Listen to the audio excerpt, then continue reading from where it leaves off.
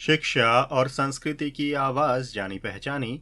उत्तराखंड मुक्त विश्वविद्यालय आपके लिए लेकर आया है 91.2 एफएम पर बदलते शहर की धड़कन हेलो हल्द्वानी।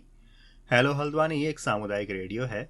इस रेडियो को आप 91.2 मेगाहर्ट्ज की फ्रीक्वेंसी पर सुन पाते हैं और इसे आप तक लेकर आता है उत्तराखंड मुक्त विश्वविद्यालय। इस रेडियो पर हम जहां एक तरफ समुदाय और समाज की बातें करते हैं, उनसे जुड़े हुए कार्यक्रम आप तक लेकर आते रहते हैं, तो वहीं उत्तराखंड मुक्त विश्वविद्यालय के विद्यार्थियों की जानकारी के लिए भी कई तरह के कार्यक्रम हम इस रेडियो के माध्यम से आपके लिए लेकर आते रहते हैं।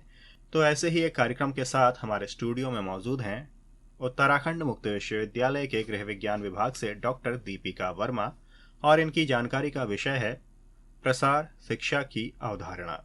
आखिर प्रसार शिक्षा क्या है और इसकी आवश्यकता क्यों पड़ी और किस तरह से प्रसार शिक्षा अपना काम करती है, इसकी क्या कार्यप्रणाली है, इस बारे में ये पूरी जानकारी रहने वाली है।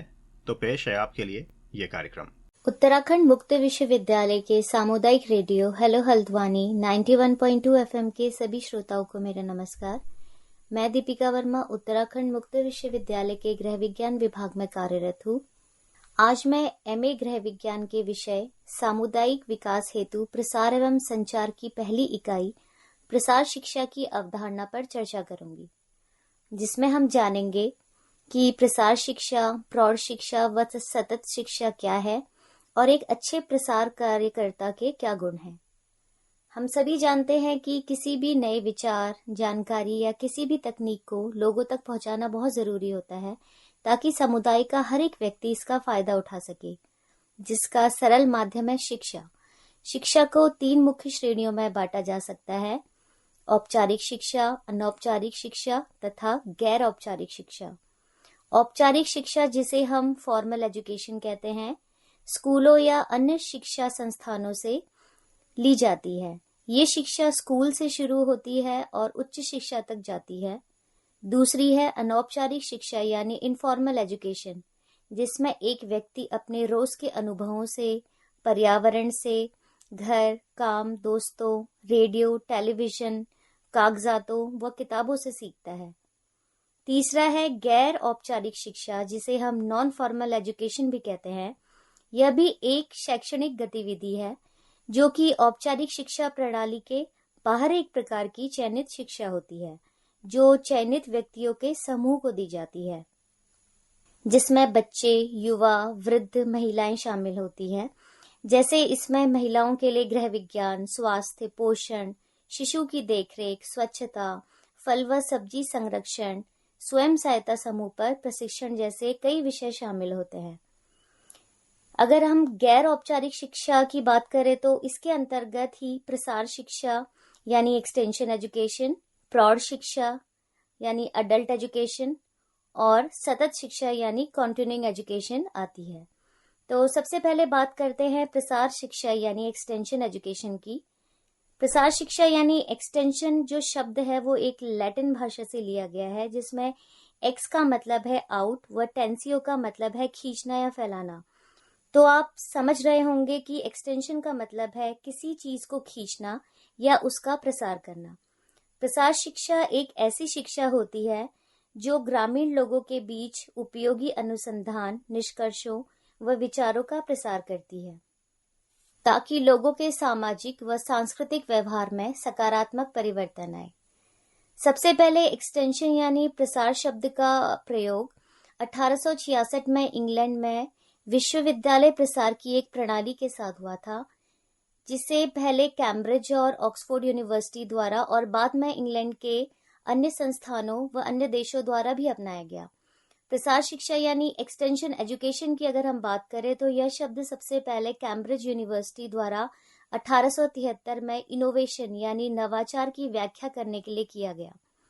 कैल्सी व एच हरने के अनुसार यह शिक्षा की विद्यालयी प्रणाली से बाहर की एक शिक्षा होती है, जिसमें प्रौढ़ व युवा लोग काम करके सीखते हैं।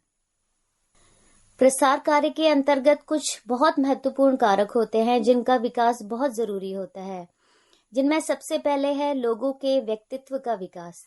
यह इसलिए बहुत जरूरी होता है ताकि लोगों में आत्मविश्वास व आत्मनिर्भरता बढ़े, लोगों में काम करने की इच्छा बढ़े। इसमें पशुपालन, खेती और सह उद्योगों का विकास, ग्रामीण उद्योगों से संबंधित ज्ञान के लिए सुविधा व ग्रामीण लोगों के लिए सही और अच्छी शैक्षणिक सुविधाएं और प्रशिक्षण शामिल होते हैं। दूसरा है लोगों के पर्यावरण का विकास, जिसके अंतर्गत आता है सामाजिक बुराइयों को जड़ से दूर करना, ग्रामीण स्वच्छता व पर्यावरण प्रबंधन, लोकतांत्रिक तरीकों का विकास और सामुदायिक कार्यों के लिए उपलब्ध संसाधनों का अधिकतम उपयोग करना। प्रसार कार्य का तीसरा महत्वपूर्ण कारक है बुनियादी संस्थानों का विकास, ताकि समुदाय के जो भी संस्थान हैं उनके लिए लोगों में आत्मविश्वास की वृद्धि और साथ साथ सम्मान भी बढ़े, लोगों के बीच जिम्मेदारियों का भाव बढ़े और ज्यादा से ज्यादा लोगों के बीच सहयोग की भावना भी बढ़े। तो प्रसार शिक्षा में एक महत्वपूर्ण व्यक्ति होता है जो प्रसार कार्यों की सारी गतिविधियों को पूरा करता है, जिसे हम प्रसार कार्यकर्ता कहते हैं। प्रसार कार्यकर्ता वह व्यक्ति होता है जिस पर प्रसार प्रक्रियाओं से संबंधित सभी जिम्मेदारियां होती है। प्रसार कार्यकर्ता एक शिक्षक, नेता, दार्शनिक तथा मार्गदर्शक के रूप में कार्य करता है। प्रसार कार्यकर्ता को परिवर्तन एजेंट भी कहा गया है, क्योंकि प्रसार कार्यकर्ता होता है वह अपनी सेवा के माध्यम से लोगों के जीवन में तरह तरह के बदलाव आता है जो हमेशा सकारात्मक होते हैं।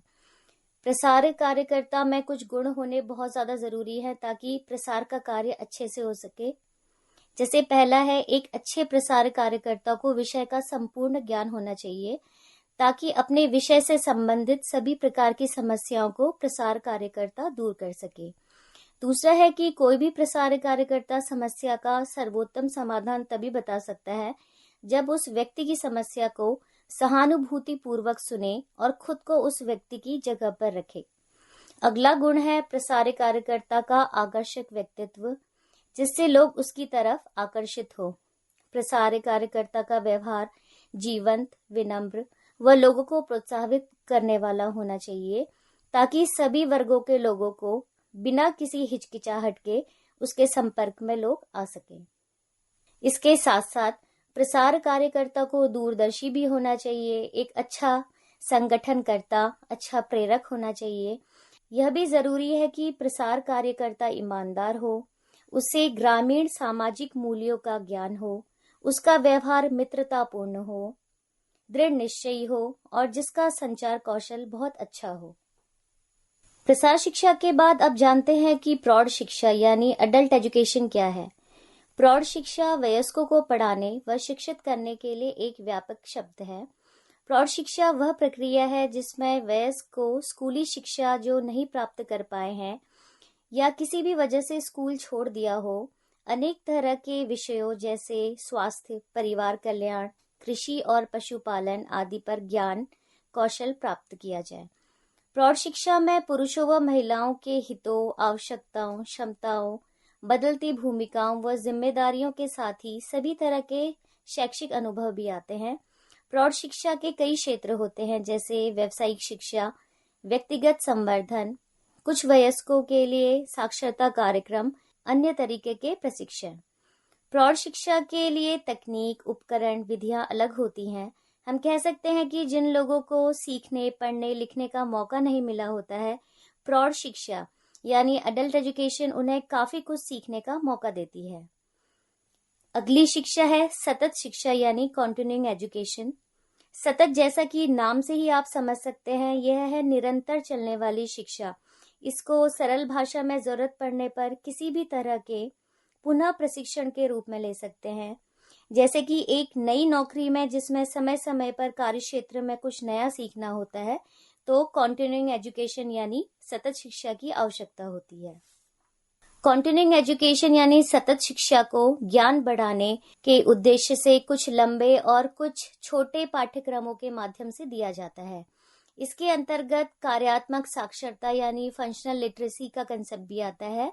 कार्यात्मक रूप से साक्षर व्यक्ति वह कहा जाता है जो स्वतंत्र रूप से जीने के लिए पर्याप्त रूप से पढ़ और लिख सकता है। उदाहरण के लिए, कार्यात्मक रूप से साक्षर व्यक्ति वह हो सकता है जो कपड़ों की सिलाई करने के लिए माप ले सके, उस माप को रिकॉर्ड कर सके, गिन सके और लिख व पढ़ सके।